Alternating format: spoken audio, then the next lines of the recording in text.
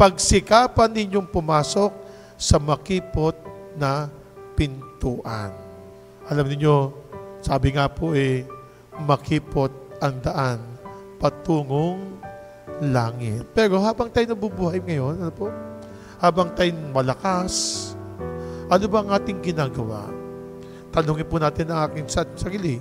At tanungin po natin ako po ba? Ikaw ba? Panginoon, ako po ba ay maliligtas? Ano ba ang dapat nating gawin para po tayo ay maligtas? Napakakipot po ng daan patungong langit. Pero sa pamamagitan po natin, kayo, ang bawat isa sa atin, pwede po tayong makarating po sa langit ng maalwan. Po.